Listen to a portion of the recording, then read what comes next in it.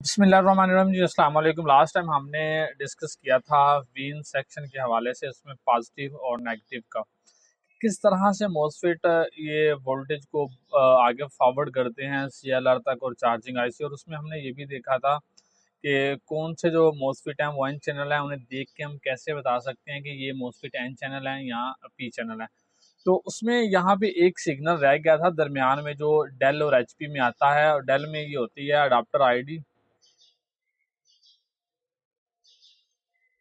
Adapter ID, और HP में limit signal.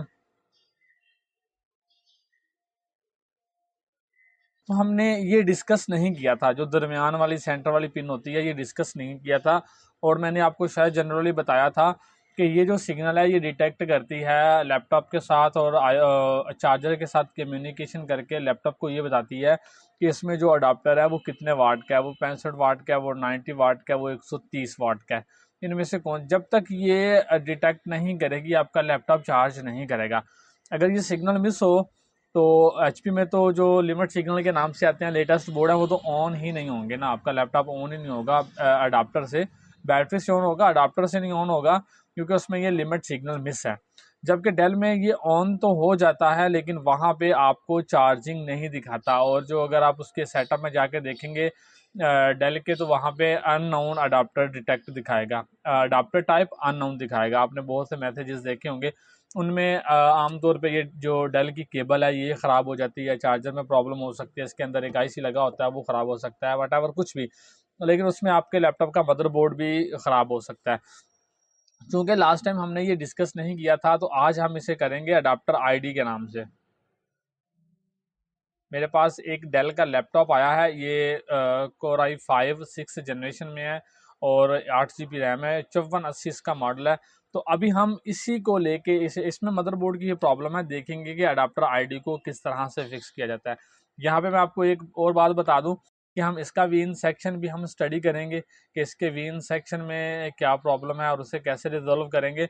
और जो अडाप्टर आईडी को हम किस तरह से फिक्स करेंगे वो मैं आपको पहले बता दूं कि हम इस वीडियो में आपको नहीं बताने वाले, लेकिन इसमें आपको लर्न करने के लिए बहुत कुछ मिल जाएगा। ये एक डेमो वीडियोस हैं, लेकिन हम अपने स्टूडेंट्स को फुल वीडियोस प्रोवाइड करते हैं और उन्हें टेक्निकल सपोर्ट भी देते हैं। लेकिन आई होप कि अगर आप ये वीडियो देखते हैं तो आपको सीखने को काफ़ी कुछ मिलेगा। हम अडाप्टर आईडी को भी कुछ स्टडी करेंगे, मैं आपको बताऊंगा, लेकिन एक्चुअल में फॉल्ट किस तरह से हमने फिक्स किया वो नहीं बताऊंगा। और इसका वीन सेक्शन भी 6 जनरेशन का हम स्टडी करेंगे।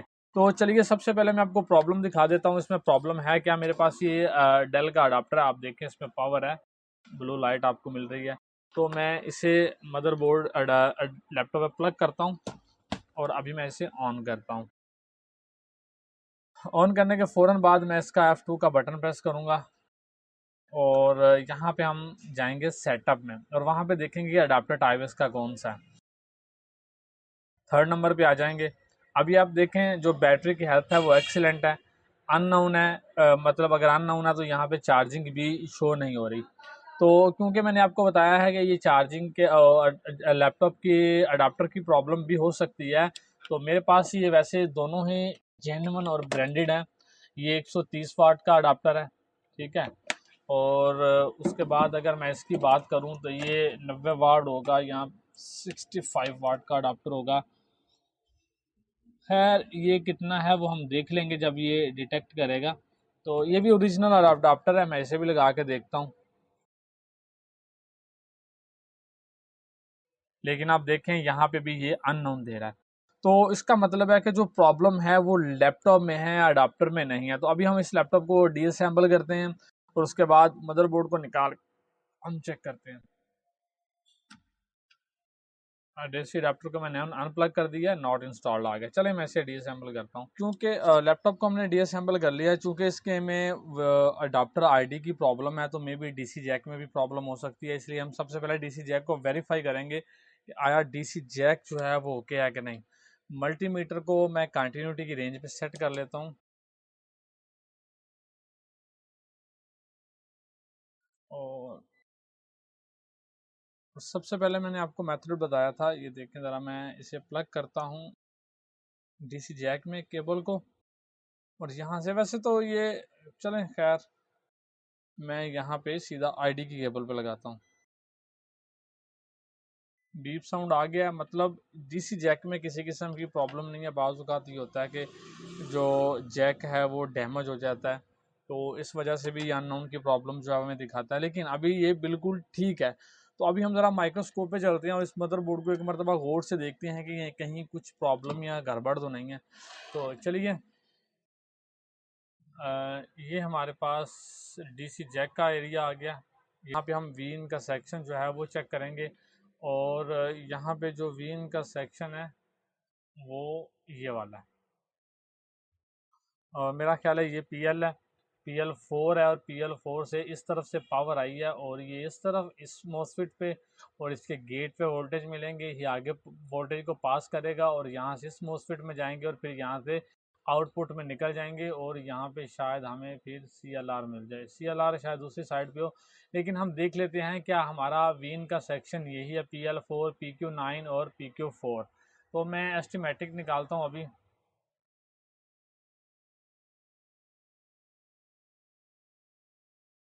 ये देखें, यहाँ पे आपको PL4 नज़र आ रहा होगा, ये PL4 है, यहाँ से पावर जाएगी PQ9 पे, PQ9 से आउटपुट पे निकलेगी PQ4 पे, और इससे आगे ये CLR पे जाएगी, जिससे हमारे मदरबोर्ड में जो पावर है वो डिवाइड हो जाएगी।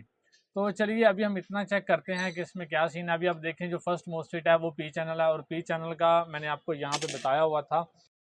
इस तरफ आइएगा, P चैनल के मतलब मैंने आपको बताया था कि उसका जो लास्ट डिजिट है वो ऑड होगा, तकसीम नहीं होगा दो पे, और उसमें जो ऑपरेटिंग वोल्टेज होंगे, अगर ये P चैनल है तो इसे नेगेटिव वोल्टेज चाहिए। नेगेटिव वोल्टेज कितने होंगे? वो 2, 3, 4, 5, 6, 7, 8 वोल्ट हो सकते हैं।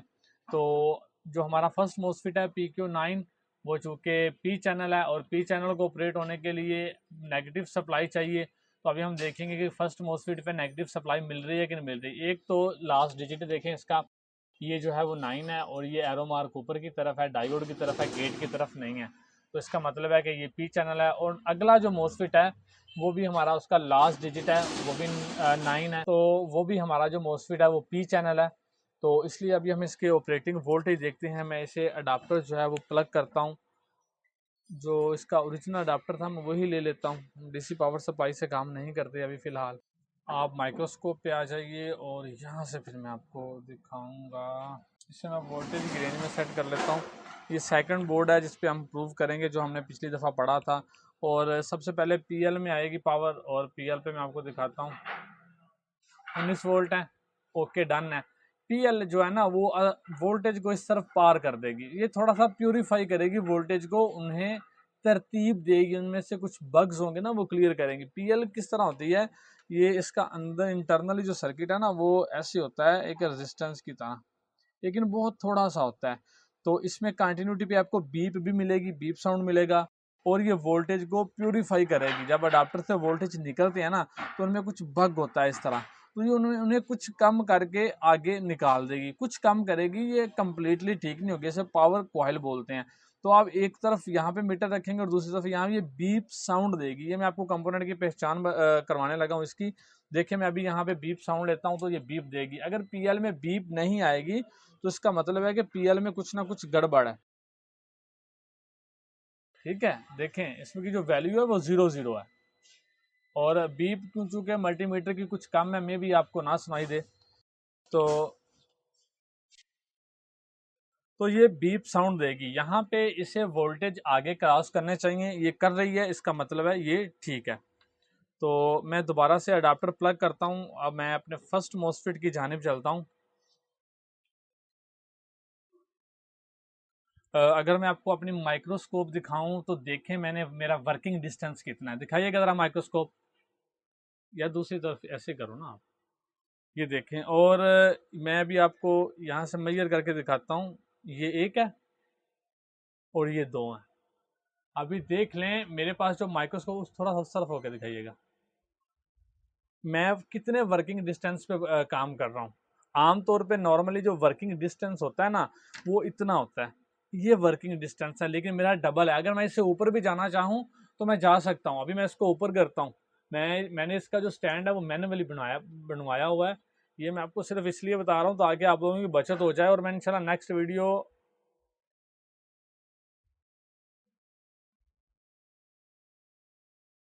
अभी आप उस तरफ देखें, आपको ईच एंड एवरीथिंग क्लियर नजर आ रही है भाई। देखें अभी मैं आपको दोबारा वर्किंग डिस्टेंस दिखाता हूँ, इससे भी बढ़ गया। ठीक है, मेरा वर्किंग डिस्टेंस जो है वो इससे भी बढ़ गया। आप नॉर्मली स्टीरियो माइक्रोस्कोप ले लें, मेरे पास ये ऊपर पड़ी हुई है, इस पे मैं इंशाल्लाह अलग से वीडियो बनाऊंगा। अभी मैं आपको सिर्फ ये बताने की कोशिश कर रहा हूँ कि आपने अगर माइक्रोस्कोप परचेज करनी है उसके लिए वेट कीजिएगा, मैं इसके ऊपर एक स्पेशल वीडियो बनाऊंगा ताकि उससे आपकी काफ़ी बचत हो जाएगी। ठीक है, तो चलिए पीएल हमने देख लिया और अभी मैं यहाँ पे देखता हूँ वोल्टेज देता हूँ यहाँ पे डीसी पावर से, और मल्टीमीटर को मैं वोल्टेज की रेंज में सेट कर लेता हूँ। और ये हमारा जो है वो फर्स्ट मोसफिट है, तो फर्स्ट मोसफिट के सोर्स पे आ रही है, तो यहाँ पे मैं वोल्टेज चेक करूँगा, 19 वोल्टेज हमें मिल गए हैं। ठीक है, और यहाँ पे इनका गेट पे मैं चेक करता हूँ, गेट पे आप देखें 9 वोल्टेज मिले हैं, अकॉर्डिंग जो मैंने आपको पीछे बताया हुआ था कि 9 वोल्टेज के आसपास आपको मिलेंगे। तो इसका मतलब ये है कि इसके जो ऑपरेटिंग वोल्टेज हैं वो बिल्कुल ठीक है। चार्जिंग की प्रॉब्लम में वीन के सेक्शन में भी कोई प्रॉब्लम हो तो तब भी मसला आ जाता है। ठीक है, वो भी इंशाल्लाह आपको मैं डिटेल वीडियोस फुल मैंने वीडियो बनाई हुई है, सिर्फ स्टूडेंट्स को भिजवानी वो बाकी है। तो ये इसका आउटपुट हो गया और यहाँ से ये फिर इनपुट में चला गया। Done, okay. तो इनपुट में 19 वोल्ट आ गए हैं, यहाँ पे मैं अभी आउटपुट में देखता हूँ तो 19 वोल्ट है। यहाँ पे मैं गेट की सप्लाई देखता हूँ तो गेट की सप्लाई में 1.7 वोल्ट है। ठीक है, यहाँ पे मैंने 1 वोल्ट लिखे हुए हैं तो 1.7 वोल्ट है। तो इसका मतलब है कि इसका वीन सेक्शन बिल्कुल ओके है, किसी किस्म की गड़बड़ नहीं है। पिछली जो वीडियो थी वो मैंने आपको काफ़ी डिटेल से बताई थी, ये वाली अगर इस आपने अभी तक ये वीडियो नहीं देखी तो इसका लिंक मैं डिस्क्रिप्शन में दे दूंगा, तो आप वहां से जाके देख सकते हैं। तो आज की हमारी क्लास ही अडाप्टर आईडी के हवाले से। चलिए अभी हम इस प्रॉब्लम को फिक्स करते हैं। अडाप्टर आईडी का जो सर्किट है वो कौन सा है।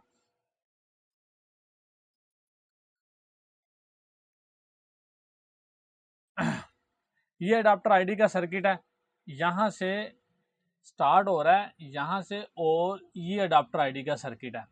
इसके अलावा आगे किस में प्रॉब्लम हो सकती है आपकी, ओएमसी भी खराब हो तब भी प्रॉब्लम आ सकती है आपकी। हमें इसमें कौन सी लगी हुई है वो भी हम देख लेते हैं। मैं इस सिग्नल को कॉपी करता हूँ और यहाँ से पेस्ट, और फिर ये इस सर्किट में प्रॉब्लम हो सकती है। कंपोनेंट तो जला हुआ है ही, भाई कहाँ गई ये पीएस आईडी। अभी आप देखें ये पीएस आईडी है और ये कहाँ पे है, इसका नंबर क्या है, MEC 5105। तो वो कहाँ है भाई MEC 5105, इस मदरबोर्ड में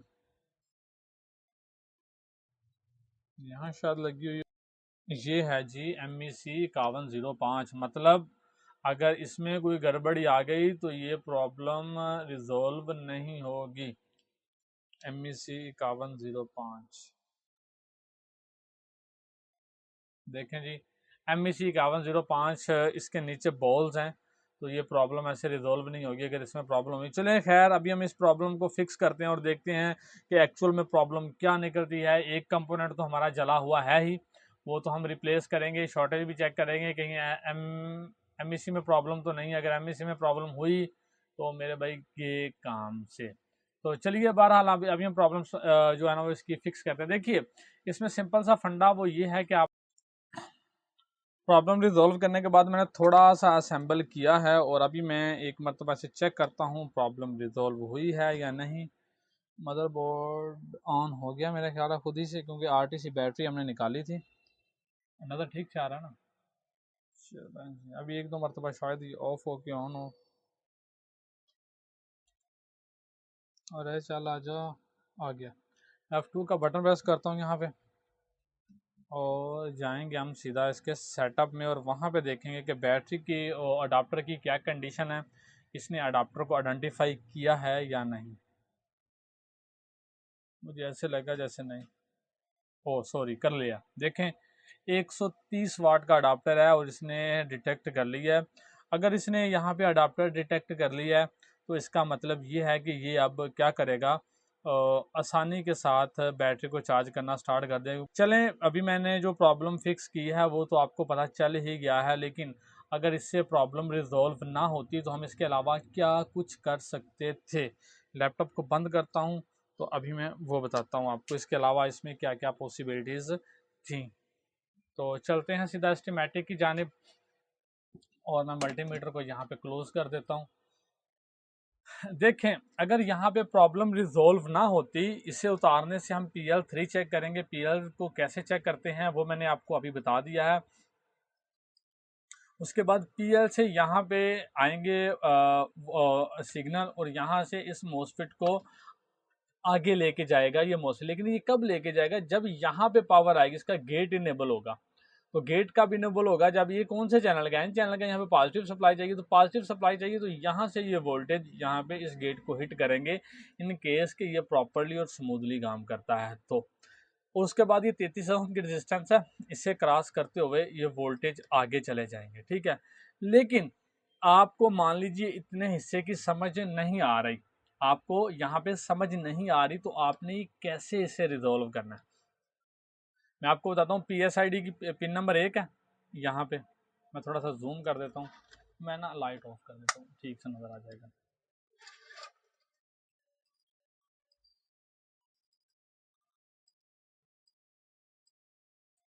अडाप्टर आईडी की पिन नंबर 1 है, ठीक है। इस यहाँ पे आपने एक जंपर लेना है। कोशिश कीजिए यहाँ से ना लें, कॉयल से ले लें, ताकि किसी को पता ना चले आपने क्या किया है। यहाँ से जंपर ले लें और जंपर लेने के बाद आप सीधा यहाँ पे लगा दें। यहाँ इस 33 ओम की रेजिस्टेंस की अगली तरफ लगा दें। यहाँ 33 ओम की रेजिस्टेंस भी अक्सर ख़राब होती है, आप ये चेंज करके देखिए, इसकी वैल्यू चेक करें। अगर प्रॉब्लम रिजॉल्व नहीं हुई तो उसे आप चेंज कर लें, इसकी वैल्यू देखें। अगर ये प्रॉब्लम है तो उसे चेंज कर लें। अगर आपको फिर भी सर्किट की समझ नहीं आ रही तो यहाँ से एक जंपर ले लें, PSID से जंपर ले लें। और जंपर लेने के बाद आपने एक सिंपल सा फार्मूला करना है। वो क्या है अभी मैं आपको बता देता हूँ। जंपर लेना है आपने, इसको उतार देना है, इसको उतार देना है, इसको उतार देना है, इसको निकाल देना है, इसको भी निकाल दें, इसको भी निकाल दें, इसको भी निकाल दें। या कम से कम एक ये निकाल लें, एक ये निकाल दें, एक ये निकाल दें। निकालने के बाद आपने यहाँ से जो जंपर उठाया हुआ है ना, वो सीधा ला के यहाँ पे, सॉरी यहाँ पे कर दें, इस रेजिस्टेंस पे जंपर कर दें, ठीक है। ये आपने नहीं उतारनी। अगर आप ये उतारेंगे ना तो आपका प्रॉब्लम रिजॉल्व नहीं होगा। ये उतार सकते हैं, ये उतार सकते हैं, ये उतार सकते हैं, ये उतार सकते हैं, इसे भी लगी ही रहने दें, नहीं तो ये भी उतार सकते हैं आप यहाँ से सीधा, क्योंकि ये सिग्नल की फिल्ट्रेशन के लिए बेहतर है कि लगी रहे, कहीं कुछ बग ना आ जाए। तो अब यहाँ पे जंपर करेंगे, आपके जो अडाप्टर अननोन की प्रॉब्लम है ना वो रिजोल्व हो जाएगी, ठीक है। तो ये आज एक छोटी सी वीडियो सी केस स्टडी था जो आपसे शेयर किया है। आई होप कि आपको इससे बहुत ज़्यादा नॉलेज मिला होगा, आपके इल्म में इजाफा हुआ होगा। चलिए आप लैपटॉप को कंप्लीट असेंबल करते हैं, उसके बाद चेक करेंगे। अभी ये देखें जी 54% है, 130 वाट का अडाप्टर है। तो अभी हम देखते हैं 1-2 मिनट इसे लगा के चार्जिंग पे कि चार्जिंग जो है वो इंक्रीज़ करती है या नहीं। 2% इसकी जो बैटरी है वो चार्ज हो गई है। इसका मतलब है कि जो हमारा लैपटॉप है वो परफेक्ट हो गया। चार्जिंग इसने स्टार्ट कर दी है, अडाप्टर की डिटेक्शन भी आ गई है, चला के भी देख लिया है। मुझे उम्मीद है कि आपको ये वीडियो ज़रूर पसंद आई होगी। मुझे इजाज़त दीजिए। अस्सलाम वालेकुम, अल्लाह हाफ़िज़।